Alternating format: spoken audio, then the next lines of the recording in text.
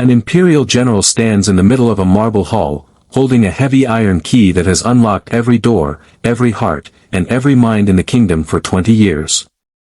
He knows which lever to pull to make a strong man weep. He knows which subtle insult will make a proud soldier drop to his knees. He knows how to use guilt, obligation, and fear to manipulate every person in his path. But today, he steps up to a quiet man standing near the garden gate, pulls the usual lever, and nothing happens. The quiet man doesn't get angry. He doesn't apologize. He doesn't flinch, defend his reputation, or try to win back the general's approval. The key spins uselessly in empty air. In that single, chilling second, the general's face turns pale. His hands begin to tremble.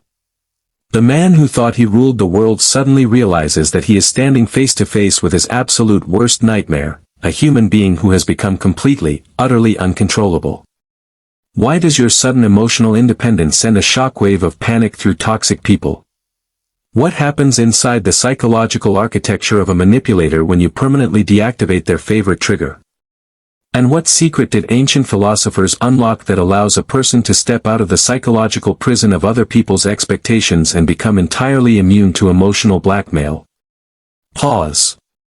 Most people live their entire lives tied to invisible, high-tension wires held by the people around them. If someone gives you a compliment, you feel elevated. If someone insults you, you get defensive. If someone withholds their approval, you work twice as hard to regain their favor. If someone acts distant or cold, you spend 3 sleepless nights pacing your floor, wondering what you did wrong and how you can fix it. You think you are free simply because you walk down the street without iron chains around your ankles. But the reality is far darker.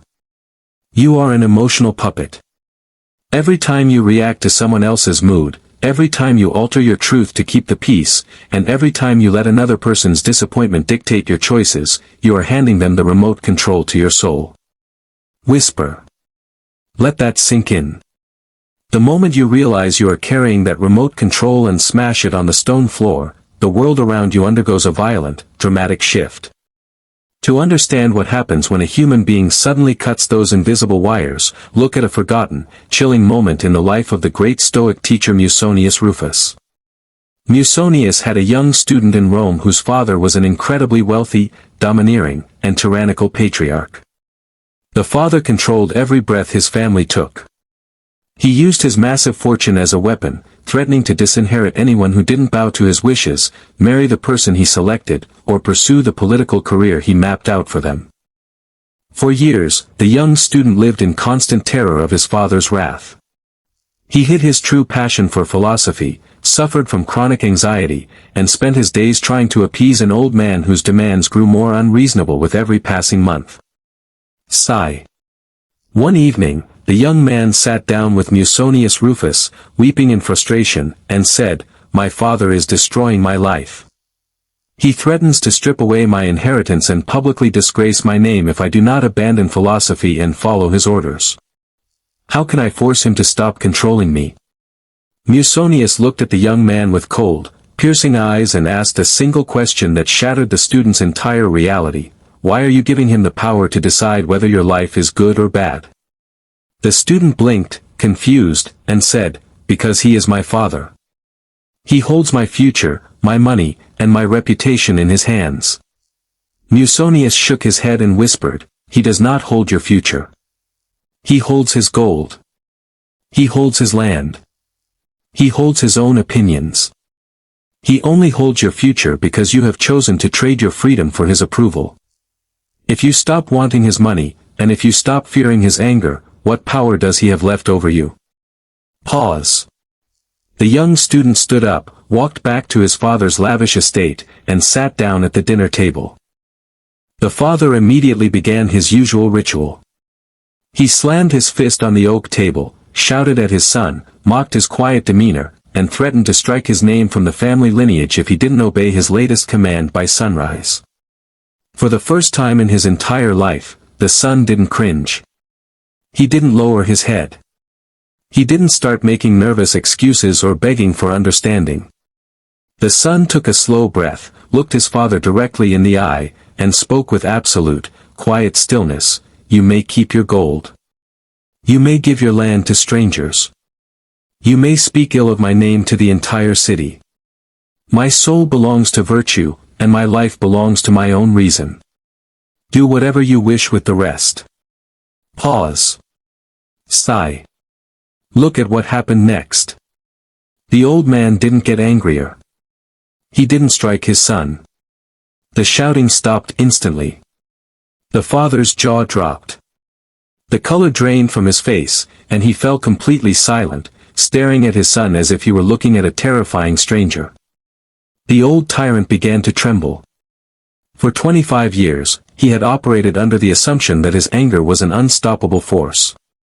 But the moment his son stopped fearing the consequences, the tyrant's power evaporated like morning mist under a blazing sun. The father was no longer in control. And the sudden realization that he could no longer reach his son's soul threw the old man into a state of absolute psychological confusion. Whisper. This exposes the first brutal law of human dynamics: a controller does not actually possess power, they are merely renting the power you feed them through your own fear. Control is an illusion that requires two willing participants, the person holding the whip, and the person who agrees to flinch when the whip cracks. The moment you decide that you are willing to lose the relationship, willing to lose the money, willing to lose the status, and willing to walk away into the cold dark without looking back, the whip becomes a useless piece of leather. When you become uncontrollable, toxic people don't just get annoyed, they panic. Why? Because their entire sense of security is built on predictability. They need to know that if they pull lever A, you will feel guilty. If they pull lever B, you will seek their validation. If they pull lever C, you will stay silent. You are their emotional anchor. When you stop reacting according to their script, you shatter their reality. They lose their bearings, and they are forced to confront the terrifying emptiness of their own lives. Pause. Consider the second law that reveals itself when you step out of the trap. When the subtle leash fails, the mask slips and the covert manipulator turns into an overt predator. To see this transformation in real time, look at the historical records of the Roman senator Helvidius Priscus during the reign of the tyrannical emperor Vespasian. Vespasian was a ruler who preferred to govern through quiet intimidation and political bribery. He liked to maintain the public illusion that Rome was a free republic, while privately forcing every senator to vote according to his absolute imperial will. Most senators played along, convincing themselves that compliance was the only way to protect their lives and wealth. Helvidius Priscus refused to play the game. One morning, before a crucial Senate meeting where the emperor intended to pass an unjust, corrupt tax law, Vespasian sent a private messenger to Helvidius's home. The messenger delivered a soft, friendly warning: "The emperor requests that you do not attend the Senate meeting today, Helvidius. Stay home, enjoy your gardens, and rest. Let the other senators handle the vote." Vespasian was using a subtle, comfortable leash. He wasn't threatening Helvidius with execution yet, he was offering him an easy, comfortable way out.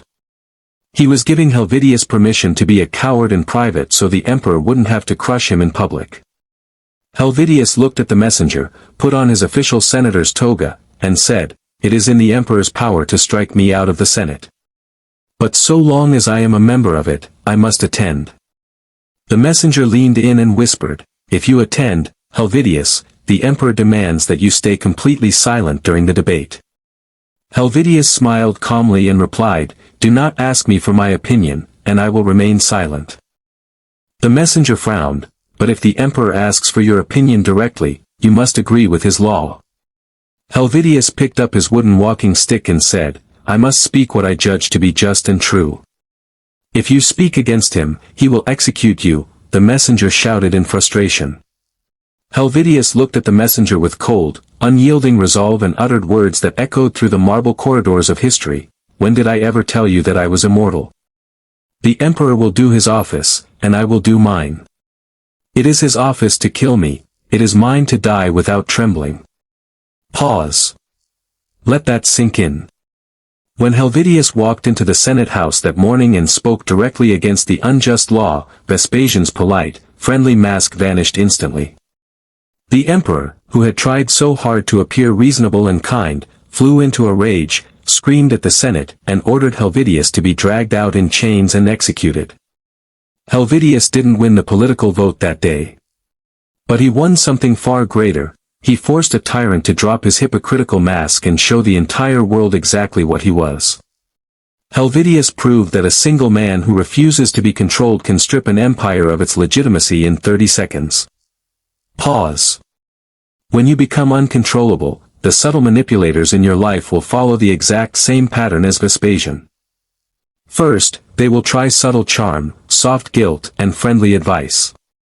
They will say, "We are just trying to help you. You're making a mistake. You're being unreasonable." When that fails, they will upgrade to passive-aggressive coldness and social isolation. They will leave you out of conversations, talk behind your back, and try to make you feel like an outsider. And when you prove that you don't care about being included in their shallow circle, their final mask will shatter. They will explode into open anger, character assassination, and wild accusations. They will call you evil, selfish, arrogant, and crazy. Do not be disturbed when this happens. Celebrate it. The anger of a manipulator is the ultimate proof that you have escaped their cage. Their rage is not a sign of your failure, it is the sound of their absolute powerlessness hitting a concrete wall. Whisper. Sigh. Up to this point, we have unmasked the psychological terror that emotional independence inflicts on controllers, the quiet victory of Musonius Rufus's student over a family tyrant, and the unyielding courage of Helvidius Priscus facing an imperial decree. These stories reveal the exact mechanics of how weak people rely on your compliance to feel powerful, and why your sudden refusal to play their game causes their entire structure to collapse. When we continue into the next phase, we will step directly into the remaining master principles of absolute self-sovereignty, principles that demonstrate why emotional detachment makes you completely invincible, how to navigate the final revenge attempts of defeated manipulators, and the ancient daily mental protocol that ensures no human being on earth will ever hold power over your soul again. Whenever you are ready to reveal these remaining master principles and complete the second phase of this journey, let me know to continue, and we will step directly into the next part. A solitary soldier stands inside a cold stone fortress as a massive battering ram smashes against the front gates. The wood splinters, the iron hinges twist, and the gate crashes inward onto the floor. The invading army surges forward with swords raised, screaming for blood, only to stop dead in their tracks. The fortress inside is completely empty. There are no treasures to steal, no citizens to capture, and no defenders to fight. The invading army stands in absolute silence, holding useless weapons in an empty courtyard. They realized too late that they conquered a castle that needed nothing from them. This brings us directly to the third law of absolute self-sovereignty. Emotional detachment makes you completely invincible because it starves the manipulator of their only fuel. When you reclaim total ownership of your internal world, a profound sense of quiet confidence settles into your chest. You no longer walk into rooms wondering whether people will accept you, validate you, or approve of your decisions. You realize that their opinions are merely temporary sound waves vibrating in the air, having zero power to alter the core of who you are. The peace you build inside your own mind becomes your permanent home, entirely immune to the noise, demands, and chaotic expectations of the external world. Pause. Look at how the ancient Stoic thinker Epictetus analyzed human conflict. Epictetus was born a slave and spent years watching powerful masters try to break the spirits of their captives. He noticed something fascinating. A master could lock a slave's legs in iron chains, lock a slave's body in a dark cell, or beat a slave's physical frame. But the moment the slave stopped caring about the body, stopped caring about physical comfort, and stopped fearing death, the master became completely helpless. Epictetus wrote words that transformed human psychology forever: "You can chain my leg, but not even Zeus can conquer my will." Whisper. Let that sink in. When a toxic person tries to control you, they are looking for a hook. They look for your fear of rejection, your desire to be liked, your pride, your guilt, or your need for financial security. If you care deeply about what they think of you, they own you. If you are terrified of them being angry with you, they own you. If you need their validation to feel good about your morning, they own you. The moment you practice total emotional detachment, you remove every single hook from your body. When someone gives you a cold shoulder, you don't ask what's wrong, you simply enjoy the quiet. When someone threatens to leave your life, you open the door for them and wish them well. When someone tries to make you feel guilty for setting a boundary, you look at them with calm eyes and say nothing at all. You become an empty fortress. They can scream, yell, plot, and threaten as much as they like, but their emotional attacks bounce off your quiet silence and crash straight back onto their own heads. Pause. Sigh. Now, consider the fourth law. The final revenge attempt of a defeated manipulator is to rewrite history and play the victim. Look at what happened in ancient Syracuse when the philosopher Dion stood up against the tyrant Dionysius the Younger. Dionysius was a weak, insecure ruler who tried to control Dion through political flattery and royal bribes. When Dion refused to bow to the tyrant's corrupt demands and stood firm in his philosophical integrity, Dionysius realized he had lost total control over Dion's mind. In a fit of desperate rage, Dionysius launched a massive smear campaign across Greece. He didn't admit that he was angry because Dion refused to be controlled. Instead, he painted Dion as a traitor, a ruthless backstabs, and an arrogant megalomaniac who was trying to destroy Syracuse. Dionysius wept in front of the citizens, pretending to be a soft, gentle ruler who had been deeply hurt and betrayed by a cruel friend. Pause. Expect this exact psychological play from every defeated manipulator and toxic controller you encounter in your personal life. The second they realize they cannot control you, they will attempt to control how other people view you. They will run to mutual friends, family members, or co-workers with tears in their eyes. They will play the victim, spin wild lies, and tell everyone how cold, unreasonable, and cruel you have suddenly become. Do not waste even 5 seconds trying to defend yourself, explain your actions, or clear your noble name to people who are eager to believe cheap lies. If someone is willing to judge your character based on the bitter stories of a defeated controller, let them go too. Your noble daily actions, your quiet inner strength, and your unshakable character will easily outlast every cheap lie spun by an insecure mind. Whisper. Finally, step into the fifth law of self-sovereignty. Your mind is a sacred citadel, and you are the only supreme ruler who holds the keys. You were not born into this world to live as a supporting character in someone else's fragile drama. You were not given reason, discipline, and a conscious soul just to spend your energy managing the volatile emotions of people who refuse to grow up. Stand tall in your truth. Close the heavy iron gate of your mind against guilt, manipulation, and fake obligation. When people realize they can no longer push you around, threaten your peace, or dictate your choices, they will change. Some will leave in anger, unable to digest your strength.